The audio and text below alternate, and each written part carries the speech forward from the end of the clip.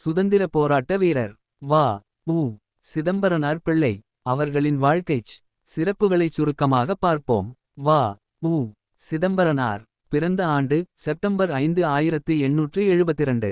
பிறந்த இடம் ஒட்டப்பிடாரம், திருநெல்வேலி மாவட்டம், தமிழ்நாடு.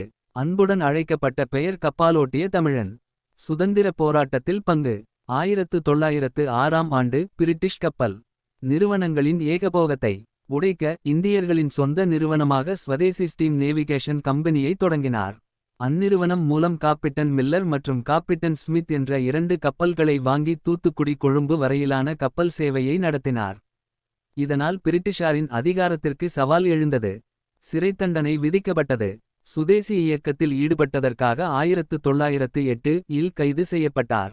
சிறையில் கடுமையான சித்திரவதைகளுக்கு உள்ளாகி செக்கு எண்ணெய் ஆட்டுவது, கல் உடைப்பு வேலைகள், இரும்பு சங்கிலியால் கட்டுதல் போன்ற வேதனைகளை அனுபவித்தார். 6 ஆண்டுகள் சிறைத்தண்டனை விதிக்கப்பட்டது. எழுத்து பணியில் ஈடுபவர். திருக்குறள் உரை, மெய்யென்பது, திருக்குறள் அரசியம் போன்ற நூல்கள் எழுதினார். பல்வேறு உரைகள் மூலம் தமிழ், சுதந்திரம், சுயமரியாதை ஆகியவற்றை மக்களிடம் விதைத்தார். இறுதியில் நவம்பர் 18 1936 அன்று திண்டுக்கல்லில் மறைந்தார். இறக்கும் போது மிகுந்த வறுமையில் வாழ்ந்தார். அன்னாரின் நினைவுச் சின்னங்கள். தூத்துக்குடியில் வ.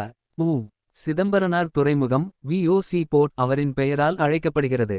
பல கல்வி நிறுவனங்கள், நினைவுச் சின்னங்கள், நூலகங்கள் இன்று அவரின் பெயரில் செயல்படுகின்றன. அவரின் வாழ்க்கை, தியாகம் நமக்கு ஒரு உண்மையான தேசப்பற்று, துணிச்சல், தன்னம்பிக்கை ஆகியவற்றை உணர்த்துகிறது.